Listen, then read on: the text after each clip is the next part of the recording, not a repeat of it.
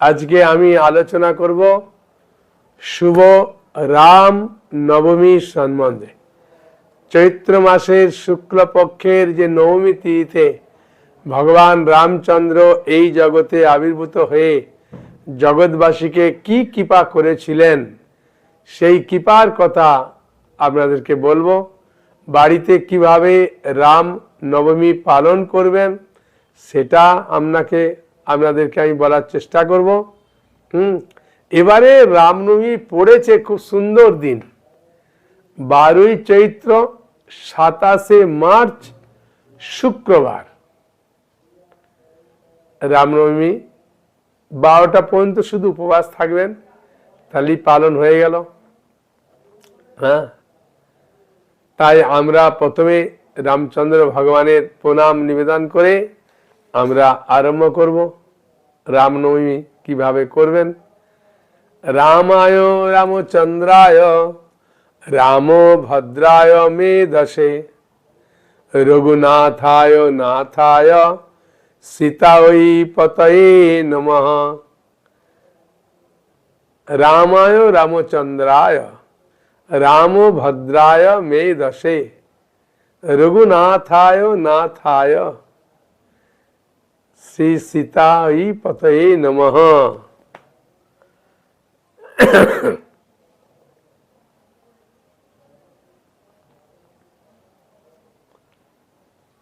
রামায় রামচন্দ্রায় রামভদ্রায় মেধসে রঘুনাথায় নাথায় সীতায় পতয়ে নমঃ। সেই সীতামায়ের প্রতি রামচন্দ্র ভগবান যিনি রঘু বংশে আবির্ভূত হয়েছিলেন, সেই রঘুনাথ রামচন্দ্রকে আমি প্রণাম নিবেদন করি। এই রামচন্দ্র ভগবান তিনি এই জগতে এসে জগৎবাসীকে শিক্ষা যে দিয়েছিলেন, সেই জন্য ভগবান রামচন্দ্রকে বলা হয় মর্যাদাবান পুরুষোত্তম। ভগবান শ্রীকৃষ্ণকে বলা হয় লীলা পুরুষোত্তম, আর শ্রীমান মহাপ্রভুকে বলা হয় প্রেম পুরুষোত্তম। তাই মর্যাদাবান পুরুষোত্তম ভগবান ত্রেতা যুগে অযোধ্যায় দশরথের গৃহে মা কৌশল্যা দেবীকে আশ্রয় করে এই জগতে এসে আমাদের মতো বদ্ধ জীবকে কৃপা করেছিলেন। কি কৃপা করেছিলেন তার দু একটা মধুর লীলা বলবো, যেটা শোনার পর আপনার মনে হবে বাবা রামচন্দ্র এত কৃপালু ছিলেন। জগৎবাসীকে কৃপা করার জন্যে তিনি এসেছিলেন। মহাপ্রভু যখন দক্ষিণ ভারতে গিয়েছিলেন, তিনিও রামচন্দ্রের নাম উচ্চারণ করছেন, রাম রাঘব রাম রাঘব রাম রাঘব পাই মাম কৃষ্ণ কেশব কৃষ্ণ কেশব কৃষ্ণ কেশব রক্ষ মাম। বলছিলেন। তাই এই রামচন্দ্র ভগবানের যে অপূর্ব লীলা, শিবজি পার্বতীকে বলছিলেন যে পার্বতী, আমি যে নাম সবসময় করি, যার নামে আমি সবসময় আনন্দ লাভ করি, রময়তি ইতি রাম, যার নাম যার লীলা সবাইকে আনন্দ দান করেন, তার নাম হচ্ছে রাম। রাম মানেই আনন্দ। যেন বলরাম, আমরা বলি নিত্যানন্দ রাম, বুঝেছেন, তিনি সবসময় আনন্দ দান করেন। তা চৈতন্য চরিতামৃত যদি আপনাদের কাছে থাকবে, দেখতে পাচ্ছেন চৈতন্য মধ্যলীলা, সেখানে নবম পরিচ্ছেদে আর শ্লোক নম্বর 32 কি বলছে দেখুন। শিবজি পার্বতীকে বলছেন, রাম রামেতি রামেতি রমে রামে মনোরমে। কতবার বললো দেখুন, রাম রামেতি রামেতি রমে রামে মনোরমে। বুঝছেন, সহস্র নাম বিস্তুল্যং রাম নাম বরাননে। বরাননে মানে খুব আদরের সঙ্গে শিবজি পার্বতীকে বলছেন, হে প্রিয় সুন্দরী, হ্যাঁ বরাননে রাম রাম বলে মনোরম যে নাম, তাতে আমি রমণ অর্থাৎ আনন্দ লাভ করি। একটি রাম নাম সহস্র বিষ্ণু নামের তুল্য। চৈতন্য চৈতামৃতে মধ্যলীলার নবম পরিচ্ছেদে 32 নম্বর শ্লোকে আছে। এবং যদি আপনি আরো জানতে চাইবেন তাহলে এই ভাগবতমে নবম স্কন্ধেও আছে।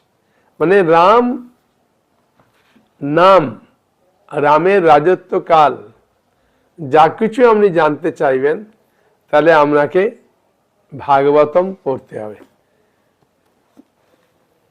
আর রামায়ণও পড়তে হবে। বাল্মীকি দাসের বাল্মীকি রামায়ণ আছেন, মহাকবি বাল্মীকি মুনি রামায়ণ সংস্কৃত ভাষায়, হিন্দি ভাষায়, হ্যাঁ তুলসী দাসের রামচরিত মানস আছে, বাংলাতেও কীর্তিবাস ওঝা লিখেছেন।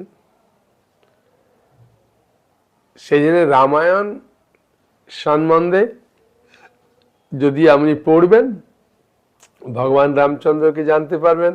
যদি আপনার ভাগবতম আছে তাহলে ভাগবতমে 2টো অধ্যায়ে সম্পূর্ণভাবে এই রামের কাহিনী বলা আছে। আপনারা 11 অধ্যায়, তারপরে 10ম অধ্যায়, হ্যাঁ এই দুটোতে খুব সুন্দরভাবে রামচন্দ্র ভগবান সম্বন্ধে আছে, ওনারা পড়বেন। এবং রামচন্দ্র ভগবানের যদি বলবেন যে আমি তার রাজত্বকাল সম্বন্ধে একটু জানবো, তাহলে 10ম অধ্যায়ের 51 নম্বর শ্লোকটা যদি আপনি পড়বেন তাহলে রামচন্দ্রের সময় কিরকম ভাবে রাজত্ব করতেন, কেন লোক বলে যে আমি রাম রাজত্বে বাস করছি, হ্যাঁ ভালোভাবে বললে বলে না যে রাম রাজত্ব চলছে। রামচন্দ্র রাজা হয়েছিলেন ত্রেতা যুগে, কিন্তু যেহেতু তার শাসন ব্যবস্থা ছিল অত্যন্ত সুন্দর, তাই তখনকার অবস্থা হয়েছিল ঠিক সত্যযুগের মতো। সেখানে সকলেই ছিলেন ধর্মপরায়ণ, সর্বতভাবে সুখী। এটা ভাগবতমের নবম স্কন্ধ 10ম অধ্যায়ের 51 নম্বর শ্লোক। তেতায়াং বর্তমানায়াং কালকৃত সমুদ্ভবৎ রামে রাজনী ধর্মজ্ঞে সর্বভূত সুখাবয়ে। রামচন্দ্র ভগবানের রাজত্বে এত সুখ ছিল, সবাই ধর্মপরায়ণ ছিলেন। তা আমরাও ধর্মপরায়ণ এবং সুখ লাভ করতে পারি যখন আমি ভগবান রামচন্দ্রের সঙ্গে নিজেকে যুক্ত করব। আর যুক্ত করার সহজ সরল উপায় হচ্ছে রাম নবমী তিথি পালন করা। বুঝেছেন? ভগবানের সঙ্গে সম্পর্ক স্থাপন করলে কি লাভ, আগে আমি অনেকবার বলেছি। যেমন কারোর সঙ্গে আপনি সম্পর্ক নেই, তার সঙ্গে দেখা করতে গেছেন, তা আপনাকে বাড়ির লোক কোথায় বসতে দেবে? উঠানে বসতে দেবে, একটা চেয়ারে।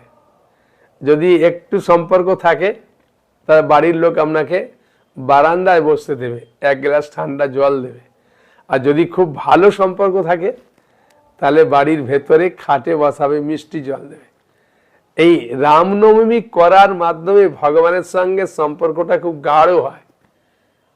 হ্যাঁ,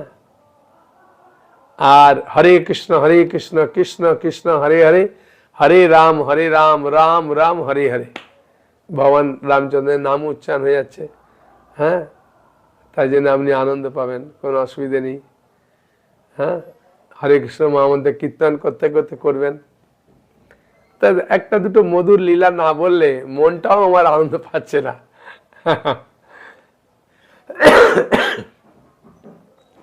ভগবান রামচন্দ্র তিনি বনবাসকালে তার চরণে একটা কাঁটা ফুটেছিল। তখন সীতামা যখন তার চরণ কোলে নিয়ে তার পদসেবা করছিলেন, তা সেই সময় তিনি লক্ষ্য করলেন যে প্রভুর চরণ কমলে একটি কাঁটা ফুটে আছে। তখন তিনি একটা শক্ত কাঁটা নিয়ে ওটাকে তোলার চেষ্টা করলেন। ভগবান রামচন্দ্রের সঙ্গে সঙ্গে জেগে গেছে, ঘুম ভেঙে গেছে। যে প্রিয় সীতে কি করছো? বলে প্রভু আপনার চরণ কমলে একটি কাঁটা আশ্রয় নিয়েছে, তাকে আমি তুলে ফেলে দিচ্ছি। ভগবান বললেন আমার চরণ কমলে যে আশ্রয় নেয় তাকে আমি কি করে ফেলতে পারি? কখনো ফেলতে পারবো না, আমার কুষ্ঠিতে লেখা নাই। প্রভু এ কষ্ট দেবে, কষ্ট দিলেও সে আমার চরণে আশ্রয় নিয়েছে না, তাকে আমি কখনো তুলে ফেলতে পারি না। তাই আমরা যদি রামনবমী পালন করার মাধ্যমে ভগবানের চরণ কমল আশ্রয় নিই, ভগবান আমাদেরকে ফেলবে? কখনো ফেলবে না। ভগবান এত কৃপালু রামচন্দ্র, যদি কাঁটাকে তুলে নেয় ফেলে, আমাদেরকে কেন ফেলবে? তাই মৃত্যুর পরে আমরা বুঝতে পারবো যে রামনবমী পালন করাতে আমার কত লাভ হয়েছে। এখন বুঝতে পারবো না, কিন্তু রামনবমী যদি সত্যি করে করেন দেখবেন আপনি একটা মানসিক দিকে আনন্দ পাবেন, এটা একদম দৃঢ় নিশ্চিত। কিভাবে পালন করবেন সেটা বলবো। আরেকবার শুনুন, রাম নামের শুধু কত মাহাত্ম্য, আর রামনবমী পালন করলে কি লাভ। হ্যাঁ, মহারাজ দশরথ যখন শ্রবণকে, অন্ধমুনির পুত্রকে, শব্দবেদী বাণ নিক্ষেপ করেছিলেন, তখন শ্রবণ মারা গিয়েছিল এবং অভিশাপ দিয়েছিলেন অন্ধমুনি যে আমি যেমন পুত্র শোকে মারা যাচ্ছি, তুমিও পুত্র শোকে মারা যাবে। তো দশরথ মহারাজ একদিকে আনন্দ পেলেন যে আমার তো কোনোদিনও পুত্র হয়নি, পুত্র পাবো। দ্বিতীয় দুঃখ পেলেন যে আমি পুত্র শোকে মারা যাব। তা তিনি বুঝতে পেরেছেন আমার ব্রহ্মহত্যা পাপ হয়েছে। তাই বশিষ্ঠ মুনির আশ্রমে গিয়েছিলেন, আর বশিষ্ঠ মুনির আশ্রমে তার পুত্র বামদেব ছিলেন। তখন বললেন যে আমি এরকম ব্রহ্মহত্যা পাপ করেছি, কি করব? বললো পিতা তো নাই, তা আমি কি বিধান দেব? তবে আমি বলতে পারি যে রাম নাম করলে সমস্ত রকমের পাপ, ব্রহ্মহত্যা জনিত পাপ নষ্ট হয়ে যায়। চিন্তা করুন নামের কি মাহাত্ম্য। তখন দশরথ মহারাজ একটু চিন্তা করছিলেন, বলেন তাহলে এক কাজ করুন, 3 বার রাম নাম করে দেন, তাহলে আর আমার কোনো সংশয় থাকবে না। আর সেই সময় বশিষ্ঠ মুনি শুনলেন যে আমার পুত্র বামদেবের রাম নামের এত মাহাত্ম্য, সে জানতে পারলো না 3 বার রাম নাম করতে হবে ব্রহ্মহত্যা পাপকে নষ্ট করার জন্য। তাই অভিশাপ দিলেন, যা তুই চণ্ডাল কুলে জন্মগ্রহণ কর। পরবর্তীতে ওই বামদেব গোয়ক চণ্ডাল রূপে এলেন। হ্যাঁ, ভগবানের সেবা থেকে বঞ্চিত হয়নি, রাম নাম করেছে বলে। এবং ওই গোয়ক চণ্ডাল পরে আমাদের নবদ্বীপে সদানন্দ ব্রহ্মচারী রূপে জন্মগ্রহণ করলেন মামগাজিতে, মা পল্লীলা দর্শন করলেন। মানে রামের সঙ্গে যদি আমি কোনো মতে ভগবান রামের সঙ্গে যুক্ত হবেন, কোনো যুগেই আপনাকে ফেলে দেবে না, সবসময় আপনাকে কৃপাই করবেন। হ্যাঁ, সেই বামদেব দেখুন ভগবানের নাম করাতে 3 বার নাম বলেছেন, সেই যুক্ততে অভিশাপ প্রাপ্ত হলেও তিনি গোয়ক চণ্ডাল হয়ে মা রামের সেবা করলেন।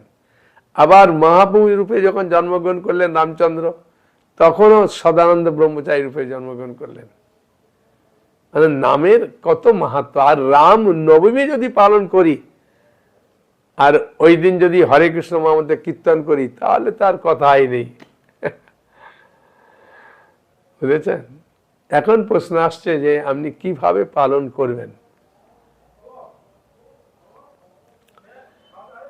না, সকালে ঘুম থেকে উঠে রাম রাম রাম বলতে বলতে, বা হরে কৃষ্ণ কৃষ্ণ কৃষ্ণ হরে হরে, হরে রাম রাম রাম বলতে বলতে উঠে পড়ুন।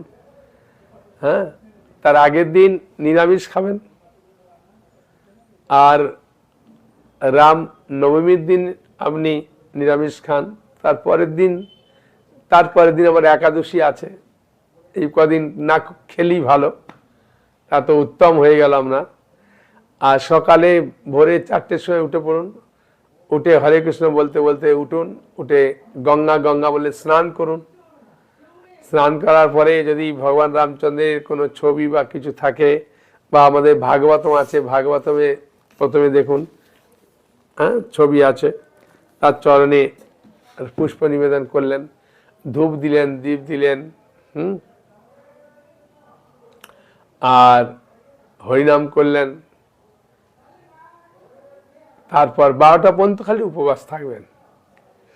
তার আগে বিভিন্ন জিনিস রন্ধন করলেন।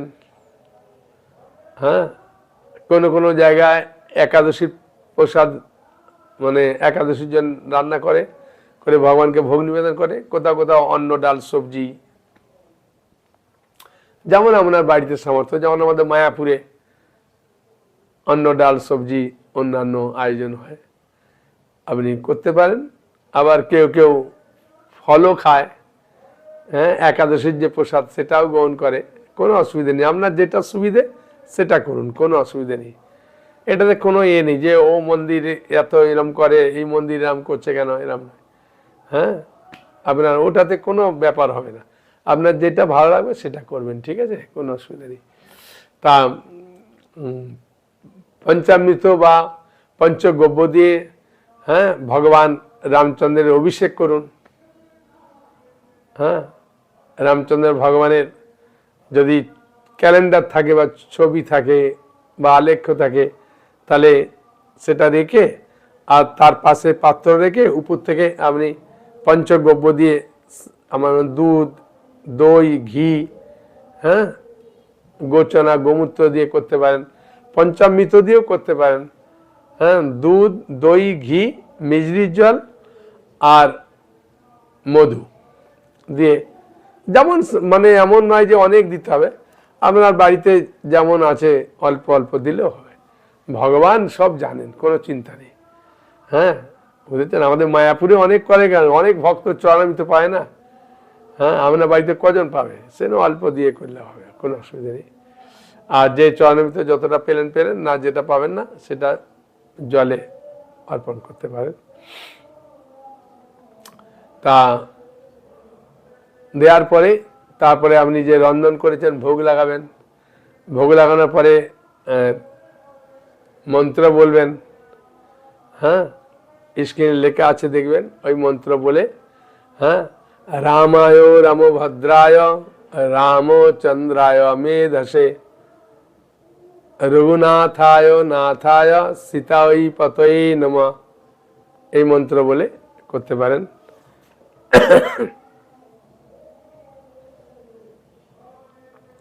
কোনো চিন্তা নেই।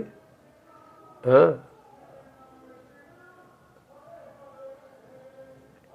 রামায় রামভদ্রায় রামচন্দ্রায় মেধসে রঘুনাথায় নাথায় সীতাই পতয়ে নমঃ।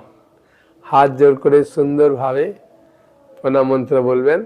হ্যাঁ, বলে পুষ্পাঞ্জলি দেবেন। রামায় রামভদ্রায় রামচন্দ্রায় মেধসে রঘুনাথায় নাথায় সীতাই পতয়ে নমঃ, এসব পুষ্পাঞ্জলি বলে চরণে দিলেন, 3 বার দেবেন। হ্যাঁ, তারপরে চরণামৃত পাবেন, তারপরে প্রসাদ গ্রহণ করবেন। হ্যাঁ, সারাদিন রামচন্দ্রের লীলা শুনবেন। হ্যাঁ, এখন তো টিভিতে রামায়ণের বিভিন্ন রকম আছে, শুনবেন। ইস্কন বহু ভক্তরা ক্লাস দেবেন, শুনবেন। হ্যাঁ, ভগবানের কথা। এইভাবে সুন্দর করে এই রামনবমী তিথি পালন করেন, তাহলে দেখবেন খুব খুব আনন্দ পাবেন। ঠিক আছে, কারো কোনো কিছু প্রশ্ন আছে? হ্যাঁ, বলুন।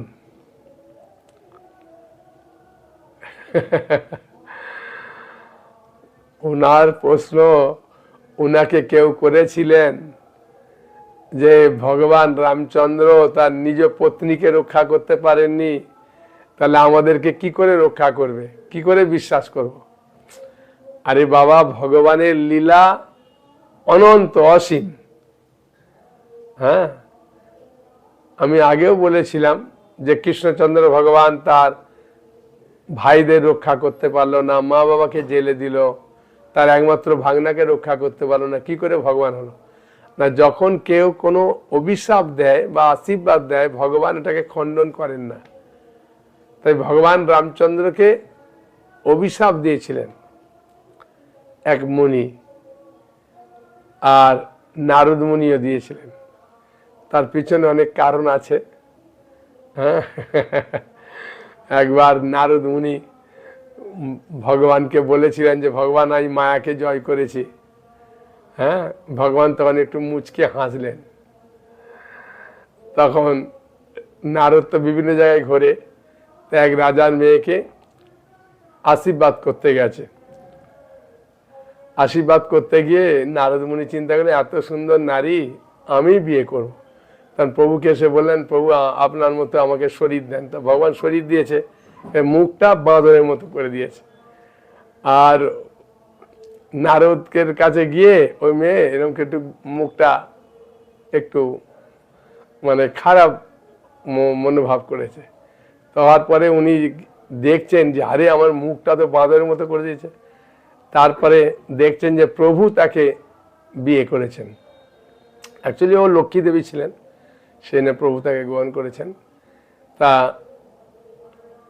সেই সময় অভিশাপ দিলেন যে প্রভু, আপনার স্ত্রী হারিয়ে গেলে ওই বাঁদর জাতি উদ্ধার করবে। তো ভগবান বলেন তথাস্তু।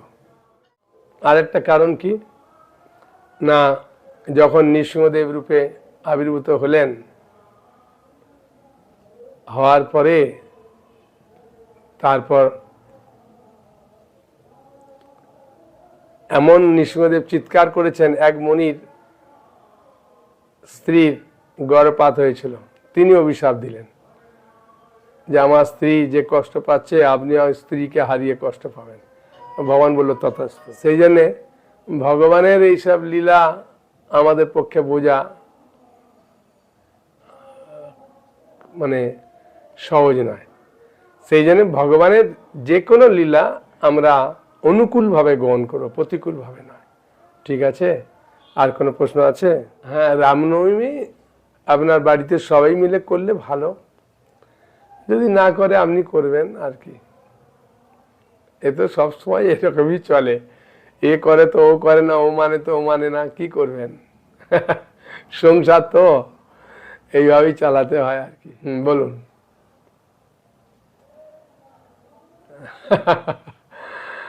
উনার প্রশ্ন হচ্ছে যে রাম জন্মগ্রহণ করার 60,000 বছর পূর্বে রামায়ণ লিখেছিলেন, এটা কি বিশ্বাসযোগ্য? আরে ভগবানের সমস্ত কিছুই বিশ্বাসযোগ্য। ভগবান যখন লীলা করেন, যখন পদ্ম ফুল যখন বন্ধ থাকে, কুঁড়িগুলো একদম কাছাকাছি, আর যখন কুঁড়িগুলো খুলে যায় এত দূরে হয়ে যায়, তোর মনে হয় এত দূরে কি করে হলো? না, ভগবানের যখন লীলা করেন তখন সব কিছু জিনিস অনুকূল হয়ে যায়। হ্যাঁ, বুঝেছেন? তা ভগবান এই জগতে লীলাবিলাস করেন, চিন্ময় জগতে লীলাবিলাস করছেন, আর এই জগতে যখন আসেন ভৌম জগতে তখন লীলাবিলাস করেছেন অযোধ্যায়, এমনকি মায়াপুরেও এসেছিলেন, নবদ্বীপে, হ্যাঁ, বনবাসকালে। আর ভগবান ভক্তের হৃদয়ে লীলাবিলাস করেন। তাই বাল্মীকি মুনির হৃদয়ে তিনি লীলাবিলাস করেছিলেন। হ্যাঁ, সেই জন্যে ভগবান যেমন লীলাবিলাস করছেন উনি সেরকমভাবে লিখছেন। সেই রাম জন্মগ্রহণ করার আগে 60 বছর আগেই রামায়ণ রচনা হয়েছিল। ঠিক আছে, উনি বলছেন ভগবান মনুষ্য রূপে কেন এলেন? আরে মনুষ্য রূপে এসছে আমাদের মতো মনুষ্যদেরকে কৃপা করার জন্যে। হ্যাঁ, রাবণ যখন ব্রহ্মার থেকে বর চেয়েছিলেন তখন তিনি বলেছিলেন যে কোনো পশু, কোনো অসুর, কোনো দেবতা কেউ মারতে পারবে না, বিভিন্ন রকম বর চেয়েছিলেন। কিন্তু মানুষের দ্বারা যে তিনি হত হতে পারবেন, নিহত হতে পারবেন, এটা বলেননি। সেই জন্য ব্রহ্মা ভগবানকে জানালেন যে প্রভু, ও মনুষ্য জাতিকে ঘৃণা করেছিলেন, যে মনুষ্যকে কোনো ভয় নাই। ভগবান তাহলে আমি মনুষ্য রূপে আসবো, এসে লীলাবিলাস করে তাকে নিহত করব। আর রামচন্দ্র ভগবান মনুষ্য রূপে এসেছেন বলেন, দুর্বাদল শ্যাম রূপে এসেছেন বলে সেই জন্য আমাদের সঙ্গে আদান প্রদান হয়, আনন্দ লাভ করতে পারে। আমরা নরসিংহদেব চতুর্দশী পালন করি, সেরকমভাবে ভগবান এসেছিলেন বলে, সে রামচন্দ্র ভগবানও এসেছেন বলে আমরা তার আবির্ভাব তিথি পালন করতে পারি। ঠিক আছে? তাই ভগবানের লীলা অসীম, অফুরন্ত। তাই ভগবানের সঙ্গে যখন আমরা যুক্ত হব, তখন ভগবানের কার্যকলাপগুলো আমরা খুব সহজে বুঝতে পারব। নালে ভগবানের কার্যকলাপ যে যা বলবে, আপনাদের মনে বিভিন্ন রকমভাবে প্রশ্ন আসবে, সংশয় আসবে। কিন্তু যখন আপনি ভগবানের সঙ্গে যুক্ত হবেন, তখন ভগবান বলছেন দদা আমি বুদ্ধি যোগং তং যেন মাম উপজান্তিতে, ভগবান বুদ্ধি দান করবেন। আপনি তখন দেখবেন খুব আনন্দ পাবেন। বুঝেছেন? সেই জন্যে ভগবানের এই রামনবমী তিথি পালন করুন, আর গীতা, ভাগবত, চৈতন্য চৈতামৃতগুলো পড়ুন, তা দেখবেন খুব আনন্দ পাবেন। লাস্ট প্রশ্ন বলুন।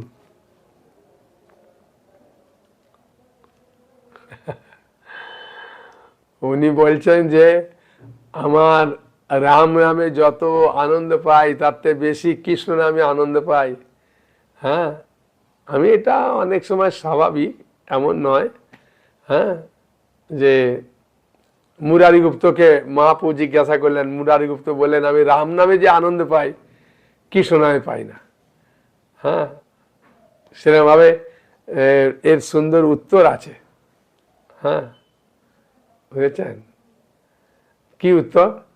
না, হনুমানকে একবার জিজ্ঞাসা করেছিলেন যে হনুমান, লক্ষ্মী নারায়ণ মানে লক্ষ্মী নারায়ণ আর রাম সীতা তো অভিন্ন, তা তুমি লক্ষ্মী নারায়ণের পূজা না করে কেন রাম সীতার প্রতি আকৃষ্ট হচ্ছ? তখন হনুমান উত্তর দিয়েছিলেন, রাম সীতা, সীতারাম বলে আমি যে আনন্দ পাই, সেই আনন্দটা লক্ষ্মী নারায়ণ বলে পাই না, সেই জন্য আমি রাম সীতার উপাসক।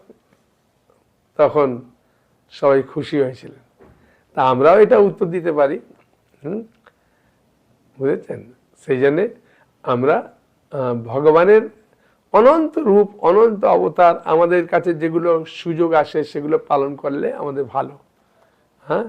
রামচন্দ্র ভগবান এই জগতে এসেছিলেন আমাদের মতো বদ্ধজীবকে কৃপা করার জন্যে। সেই জন্য আমরা সুন্দরভাবে রামনবমী তিথি পালন করব।